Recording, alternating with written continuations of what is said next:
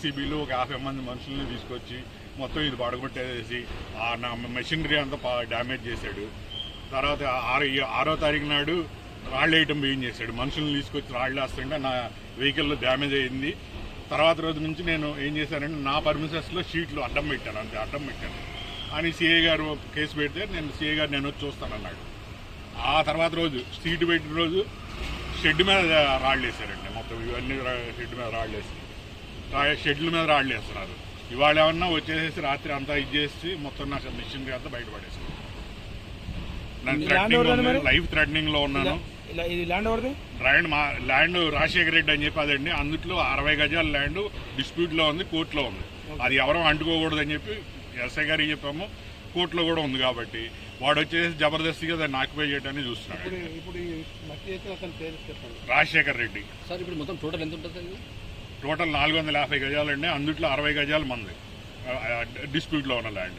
60 గజాలు మీరు కొన్నాం. మాకు 2009లో అమ్మారు, వీళ్ళు ఏమైనా 2022లో కొనుక్కున్నారు. 2009లో ఈ కంపెనీ ఎవరైతే ఆనంద్ అని ఉండేవాడు, బాలాజీ హీట్ రేటర్స్, వాళ్ళ దగ్గర కొన్నాము. సో అతను నాకు 60 గజాలు వాళ్ళకి డబ్బులు కావాల్సి అమ్మారు. సో అది బయటికి చెప్పకుండా మళ్ళీ వాడు మొత్తం 60 గజాలు కూడా కలిపి అమ్మేశాడు. తర్వాత ఇది నాకు చెప్పాను, ఇట్లా 60 గజాలు నా రిజిస్ట్రేషన్ ఉందంటే ఇప్పుడు అది చల్లదని చెప్పి నా మీద దౌర్జన్యం చేస్తా, నా మీద అటాకులు చేస్తున్నాయండి.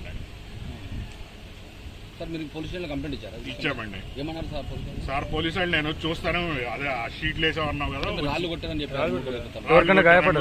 రాళ్ళు కొట్టిన తర్వాత దాని ప్రూఫ్ చూపించండి, మీరు రాళ్ళు కొట్టినట్టుగా ప్రూఫ్ చూపించండి, మీరే వేసుకొని ఇది చేస్తున్నారేమో అని చెప్పి అన్నారు. సో ప్రూఫ్లు వాళ్ళు ఆ రోజు వచ్చారు, రాత్రిపూట 12 దాకా ఉన్నారు. సో అప్పుడు తర్వాత వాళ్ళు వచ్చిన తర్వాత రాళ్ళు పట్ట ఆగిపోయినాయి, పెద్ద రాళ్ళు పడినాయి. ఇప్పుడు డిస్ట్రిబ్యూట్ ల్యాండ్ అన్నప్పుడు అలా జేసీబీ నడుస్తుంటే సార్ సీఏ గారు ఎవరు రాలేదండి, పోలీసు వాళ్ళు వచ్చారు, వచ్చేసి పంపించేశారు. 100 కంప్లైంట్ ఇస్తే వచ్చారు, వాళ్ళు పంపించేసి రేపు పొద్దున సీఏ గారితో మాట్లాడినారు. మీకు ఏమంటున్నారంటే దీనివల్ల మీకు ప్రాణహాని ఉందండి? ప్రాణహాని ఉందండి. నా వెహికల్స్ ఫాలో చేస్తున్నారు వీళ్ళు, ఎవరో వెహికల్ వెనకాల ఫాలో అవుతుంది.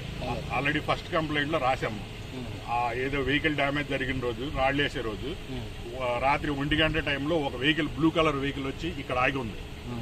ఆగి ఒక 10 నిమిషాలు ఉండేది. మా వాడు విజిల్ వేసిన తర్వాత, మా సెక్యూరిటీ గార్డు విజిల్ వేసిన తర్వాత కదిలి వెళ్ళిపోయింది. ఆ తర్వాత నుంచి రాళ్ళు పట్టడం స్టార్ట్ అయింది. అక్కడ వైట్ కార్ అది కాదండి,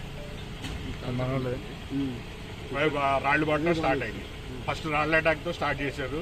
ఇప్పుడు దౌర్జన్యంగా నాకు పోయి చేయడానికి మళ్ళీ ట్రై చేస్తున్నారు. లేకపోతే ఏదన్నా నా కారు మీద అటాక్ చేయడం, నా మీద అటాక్ చేయడం జరగకూడదు. అతనే పోసాయి. కోర్టులో ఉంది, కోర్టులో ఉంది ఇష్యూ. కోర్టులో ఉన్నప్పుడు కోర్టు ఏమని చెప్పింది? ఎవరు పోద్దని చెప్పింది? ఎవరు పోద్దన్నారు. నేను కూడా ఎవరు పోలేదు సార్. నేను ఆ పర్మిషన్స్లో కట్టుకున్నాను, కానీ ఆ ఏదైతే 60 గజాల్లో ఉందో అది అట్లాగే ఉందండి, అది ఎవరో అంటుకోలేదు. అది అదే సిఐ గారికి చెప్పాము, ఆయన వచ్చి వెరిఫై చేస్తానన్నాడు. ఈ లోపే వచ్చేసి నా మెషినరీ, వర్కింగ్లో ఉన్న మెషినరీ అంతా డ్యామేజ్ చేసి ఒక మూల కొట్టేసి వెళ్ళిపోయాడు. డ్యామేజ్ చేశారని మీ సిఐ గారు చెప్పారు? విద్యకి వెళ్తున్నాం సార్, చెప్పడానికి వెళ్తున్నాం. ఆ ఫోటోలు చెప్పండి సార్. సార్ ఈ ఫోటోలు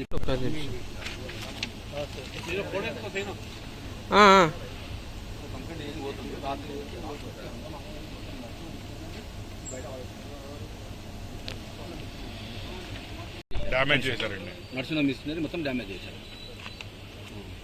ఇదిగోండి ఫస్ట్ రోజు రాళ్ళు వేసిన ఫోటోలు షెడ్ మీద. ఇది వెహికల్ డ్యామేజ్.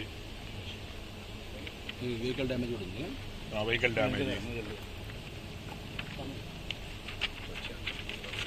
అందరూ వచ్చినారు, పర్సన్స్ అంతా వచ్చారు సార్. 50 మందిని తీసుకొచ్చారు నిన్న రాత్రి. నన్ను ఒక పర్మిషన్స్లో రానిలేదు. మొత్తం సరౌండింగ్ చుట్టుముట్టున్నారు అందరూ.